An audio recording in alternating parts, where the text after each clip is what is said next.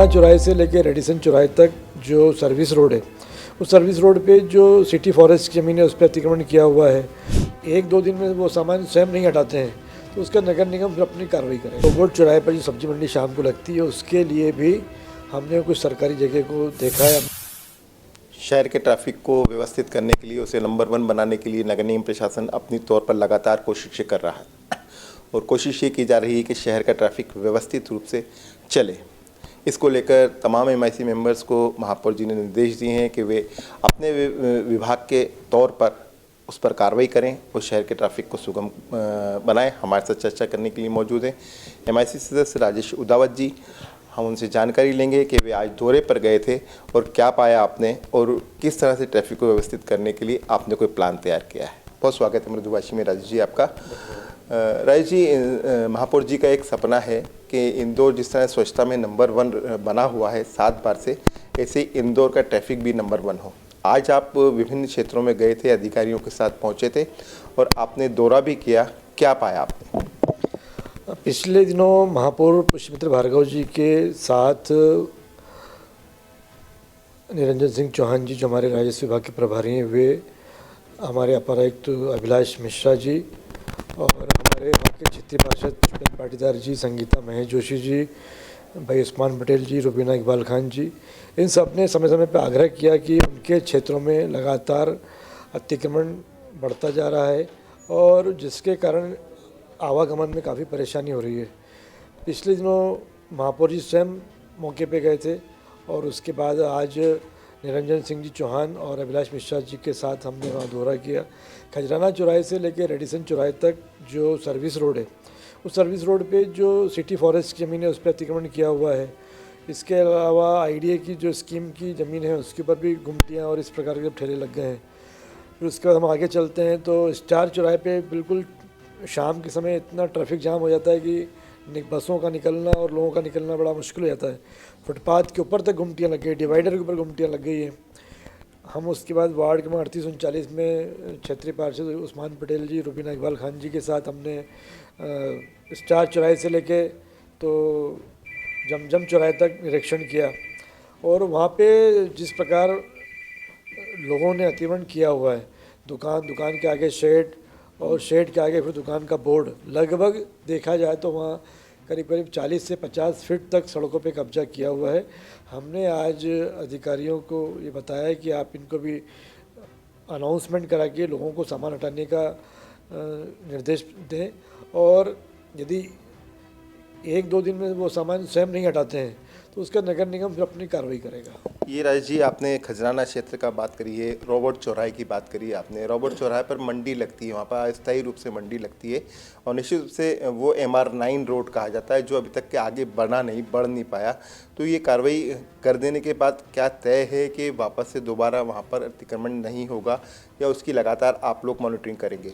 देखिए, ऐसा है कि अभी आज हमने रोबोट चौराहे पर जो सब्जी मंडी शाम को लगती है उसके लिए भी हमने कुछ सरकारी जगह को देखा है। हमने अधिकारियों को निर्देश दिए हैं कि ज़मीन का लैंड यूज़ क्या है वो चेक कर लें, नजुल की है, प्राइवेट लैंड है, वो सब जानकारी आने के बाद हम एक बार फिर फील्ड पे जाएंगे। फील्ड में वहाँ जो सब्जी बेचने वाले लोग हैं उनसे बातचीत करके और जो नजुल की ज़मीन है, सरकारी ज़मीन है, उन पर हम उनको शिफ्ट करेंगे।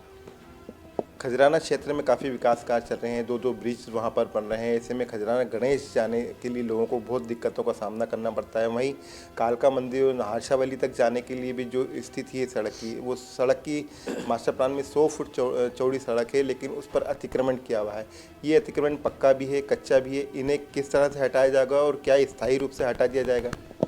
देखिए, हमने अभी आज भवन निरीक्षक और रिमूवल विभाग के अधिकारियों को साथ में लेकर निर्देश दिया है कि जो पक्का निर्माण है उसके नोटिस जारी किए जाए। जो शेड है उनको 2 दिन के बाद हमारी जो हटाने की कार्रवाई है वो शुरू की जाएगी और एक मैंने ये भी कहा कि इसमें निशान लगा दी जाए। इस निशान के बाद कोई भी उस निशान के आगे नहीं आए और निशान के पीछे दुकान की जो सीमा है, दुकान के बाद ना बोर्ड रहेगा और ना शेड रहेगा। ये हमने स्पष्ट निर्देश वहाँ पे अधिकारी को दिए हैं और हमने आज माननीय निरंजन सिंह चौहान जी और अभिलाष मिश्रा जी ने जिन रिमूवल विभाग के कर्मचारियों की ये ड्यूटी थी कि ये अतिक्रमण जो हुए हैं उनको हटाने के लिए निर्देश पूर्व में दिए गए थे, नहीं हटे, तो अपर आयुक्त महोदय ने उनके 3 दिन के वेतन काटने के निर्देश भी दिए हैं। सर, एक बहुत महत्वपूर्ण, वैसे आपके पास बहुत महत्वपूर्ण विभाग है। अभी इस समय लोग इंतज़ार कर रहे हैं। मुख्यमंत्री मोहन यादव जी ने घोषणा की थी कि 30% कंपाउंडिंग शुरू कर दी जाएगी। उसको लेकर लोग नगर निगम के चक्कर भी लगा रहे हैं। आपसे भी संपर्क करते होंगे, वो पूछते होंगे बार बार कि ये इसका इम्प्लीमेंट कब से होगा और ये लोगों को राहत कब से मिलने लग जाएगी। माननीय महापौर पुष्पमित्र भार्गव जी के साथ अभी माननीय मुख्यमंत्री जी के निर्देश पे इंदौर, उज्जैन, भोपाल, जबलपुर, ग्वालियर के महापौर सब साथ में भोपाल में अधिकारियों के साथ बैठे थे। माननीय पुष्पमित्र भार्गव जी ने उसमें कुछ सुझाव दिए हैं।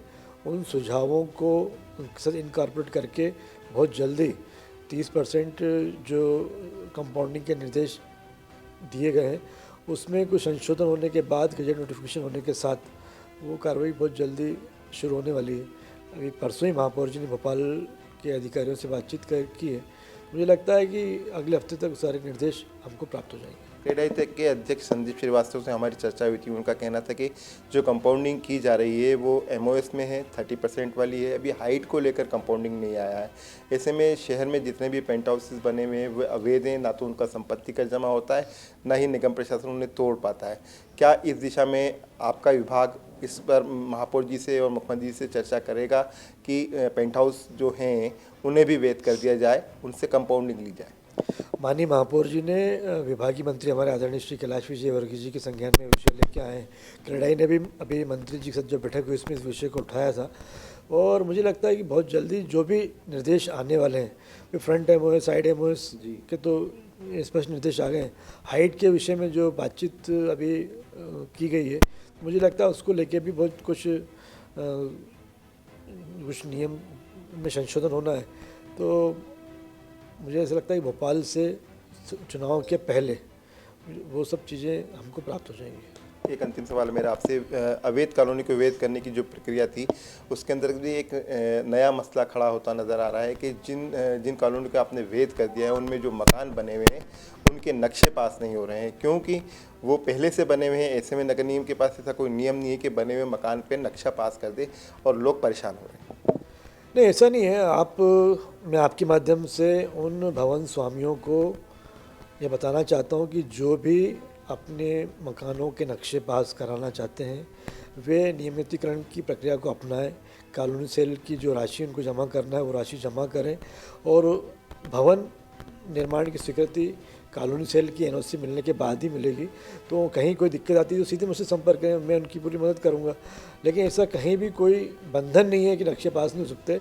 लोगों को जानकारी के अभाव में ये दिक्कत आ रही है कि उन्होंने मान लिया कि हमको फ़ीस नहीं देना है। माननीय मुख्यमंत्री जी ने घोषणा की थी कि मकानों के नक्शे पास होंगे, लेकिन उसमें जो फ़ीस भरने का क्लॉज है उसमें EWS के जो कैटेगरी के जो हमारे लोग हैं उनको फ़ीस नहीं भरना, लेकिन जो EWS की कैटेगरी में नहीं आते हैं, जो उससे अपर उस पे हैं, उनको कॉलोनी सेल में जाकर फ़ीस जमा करनी है। और EWS की कैटेगरी में जो लोग आते हैं उनको अपना EWS का प्रमाण पत्र लाके यहाँ कॉलोनी सेल में जमा कराना पड़ेगा, जिससे उनको NOC प्राप्त होगी और उसके पश्चात भवन निर्माण की स्वीकृति प्राप्त होगी। बहुत बहुत धन्यवाद। हमसे बात कर रहे थे राजेश उदावत जी, जो MIC सदस्य।